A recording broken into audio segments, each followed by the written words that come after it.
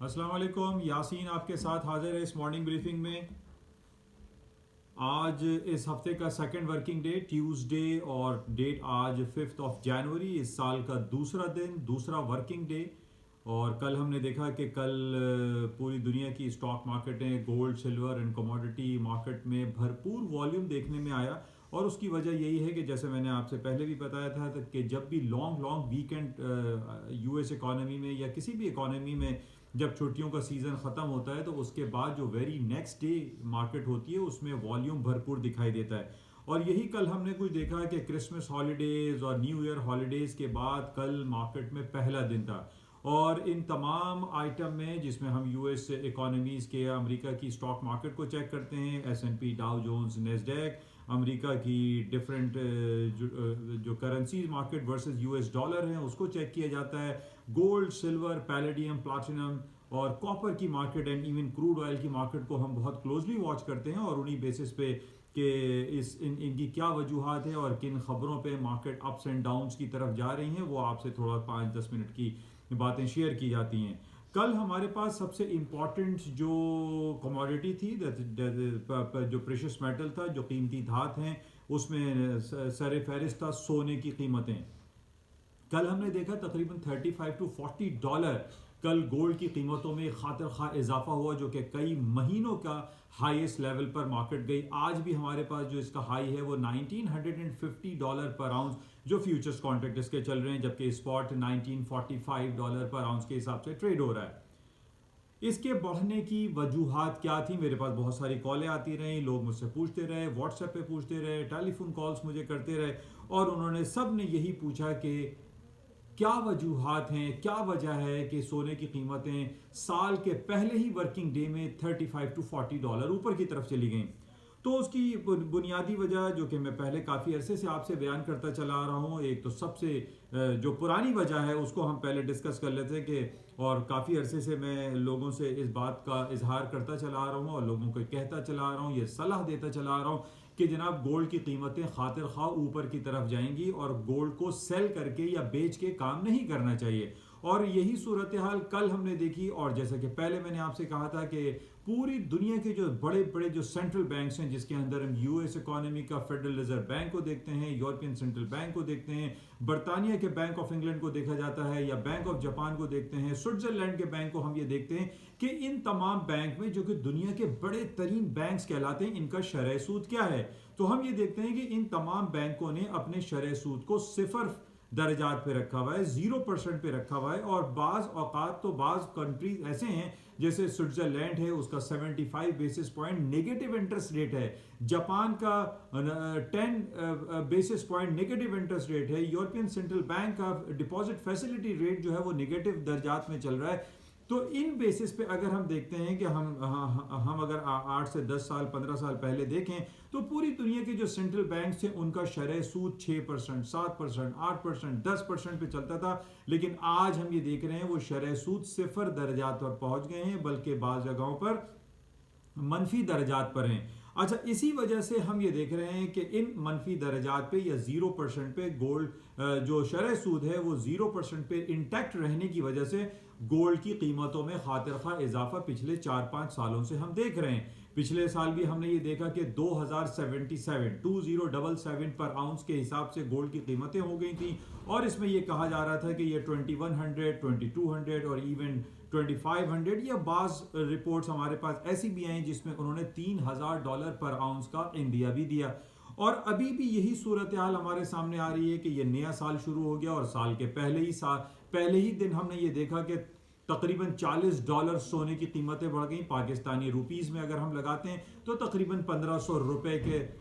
का तोले में इजाफा हुआ। तो एक बहुत बड़ी एक मूवमेंट थी और ये कल हम सारा दिन देखते रहे। अच्छा, इसकी जो दूसरी वजह है सोने के बढ़ने की, और जैसे मैं आपसे जिक्र करता रहता हूं कि जब भी दुनिया में कहीं कोई खलफशार होता है, चाहे वो अरब कंट्री हो, चाहे वो यूएस की इकॉनमी हो, या वो बरतानिया हो, यूरोपियन यूनियन हो, इन तमाम इकोनॉमीज में जो कि दुनिया की बड़ी इकोनॉमीज कंसिडर की जाती हैं, यहाँ पे अगर हम ज़रा सा भी कोई परेशानी देखते हैं, कोई खलफशार देखते हैं, तो उसका अल्टीमेटली जो डायरेक्ट इम्पैक्ट पड़ता है वो सोने की कीमतों में पड़ता है या यूएस इकोनॉमी में पड़ता है।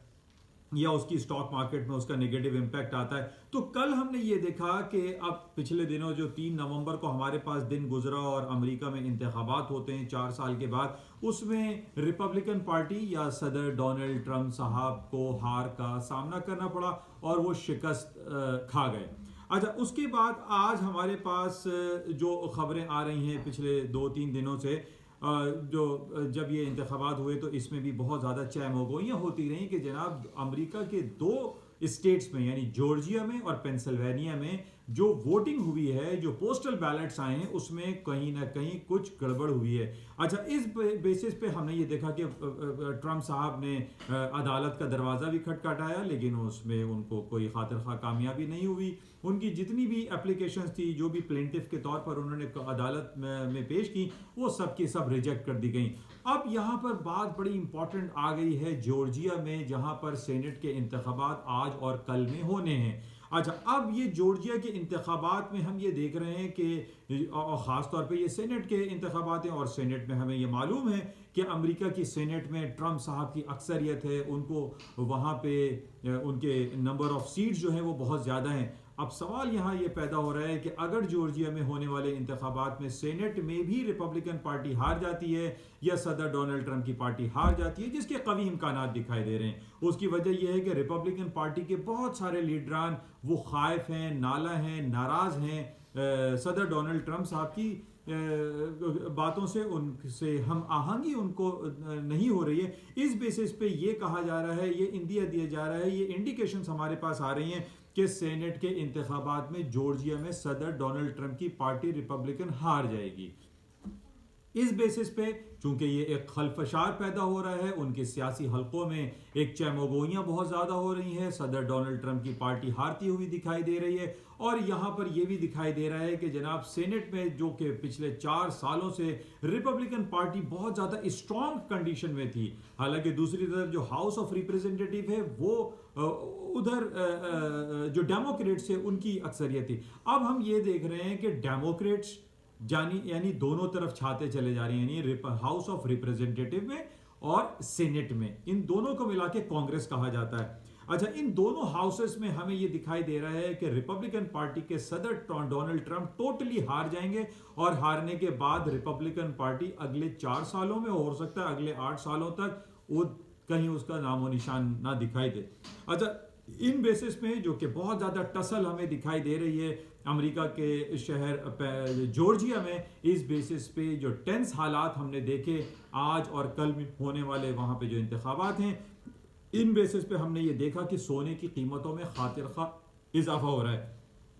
اور آئندہ بھی کچھ صورتحال ہمیں یہی دکھائی دے رہی ہے کہ سونے کی قیمتوں میں مزید اضافہ ہوگا. اس سے پہلے بھی میں نے آپ سے یہ ذکر کیا تھا کہ دنیا کے بڑے بڑے جو بینکس ہیں, جس میں HSBC ہے, بینک آف امریکہ ہے, گولڈمن سیک بینک ہیں, یا دنیا کے دوسرے بینک ہیں, یا چائنا کے جو بینکس ہیں, انہوں نے پہلے یہ کہا ہوا ہے کہ سونے کی قیمتوں میں کمی واقع نہیں ہوگی. دیکھیں, یہ بڑی امپورٹنٹ مطالعاتی تجزیاتی رپورٹس ہوتی ہیں بڑے بڑے سینٹرل بینکس کی, بڑے بڑے بینکس کی, اور بڑے بڑے جو فائنینشیل ادارے ہیں, ان کی رپورٹس کو آپ غور سے مد نظر رکھا کریں, اس پر توجہ دیا کریں, اور انہی بیسس پہ ہم دیکھتے ہیں, اور میں انہی بیسس پہ اپنے تجزیاتی رپورٹس آپ کے ساتھ شیئر کرتا ہوں, اور سونے کی قیمتوں میں مزید اضافہ دکھائی دے رہا ہے. اور ضروری نہیں کہ یہ واپس ڈاؤن سائڈ پر آئے. بہت سارے لوگ پوچھتے رہے تو میں نے ان کو 1920 کا ٹیکنیکل سپورٹنگ لیول بتایا تھا, جو کہ پچھلے دنوں بھی آپ کو معلوم ہے آج سے 10 سال پہلے جب گولڈ نے ہائی کیا تھا وہ 1920 کا تھا. تو آج ہم یہ دیکھ رہے ہیں کہ 1920 سے بہت اوپر مارکیٹ نکل گئی ہے, 1950 پہ چل رہی ہے. تو 1920 کے اسٹاپس پلیس کر کے آپ گولڈ کو بائے کریں, ابھی بھی سیلنگ چانس نہ لیں. تو بہرحال یہ امپورٹنٹ ہے. یہ جورجیا میں ہونے والے الیکشن کی وجہ سے بھی ہم دیکھ رہے ہیں کہ سونے کی قیمتوں میں اضافہ ہو رہا ہے, پلس جو سینٹرل بینکس میں زیرو انٹرسٹ ریٹ ہے, اس بیسس پہ گولڈ کی قیمتوں میں بہت تیزی دیکھی جا رہی ہے. اچھا, دوسری طرف ہم آ جاتے ہیں امریکہ کی اسٹاک مارکیٹوں میں. کل اسی وجہ سے تھوڑا سا کریکشن آیا تھا, مارکیٹ تھوڑے سے ڈاؤن سائڈ پر چلی گئی تھی, اور اس کی وجہ صرف اور صرف جورجیا میں ہونے والے سینٹ کے انتخابات ہیں, جن کا نتائج آج اور کل تک آ جائیں گے. لیکن اس میں ان چانسز یہی ہیں کہ سینٹ